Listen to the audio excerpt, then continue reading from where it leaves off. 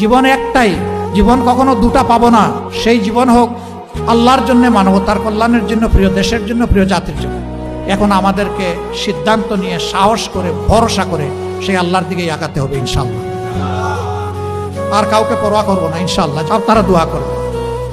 অনেকে বলে যে আপনার সিকিউরিটি দরকার, বুলেট প্রুফ একটা গাড়ি দরকার। আমি বলি যে আল্লাহ তাআলার কাছেই আমি বুলেট প্রুফ নিরাপত্তা চাই, আর কারো কাছে চাই না।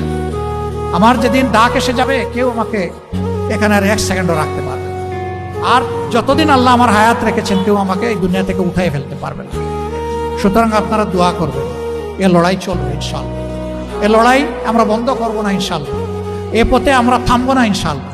আমাদের সামনে হিমালয় পর্বত দাঁড়ায় গেলেও আল্লাহ তাআলার শক্তির সাহায্যে সেই হিমালয় পর্বত আপনাদেরকে, জাতিকে সাথে নিয়ে ইনশাআল্লাহ আমরা টপকাবো।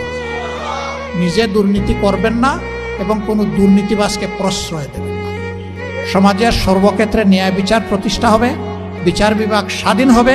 কেউ বিচার বিভাগের উপর কোনো রাজনৈতিক হস্তক্ষেপ করতে পারবেন না। অপশাসনের বিরুদ্ধে, দুঃশাসনের বিরুদ্ধে, ফ্যাসিবাদের বিরুদ্ধে আমরা ঐক্যবদ্ধ। আল্লাহ তাআলা আমাদেরকে এই তৌফিক দান করুন। আসসালামু আলাইকুম ওয়া রাহমাতুল্লাহি ওয়া বারাকাতুহু।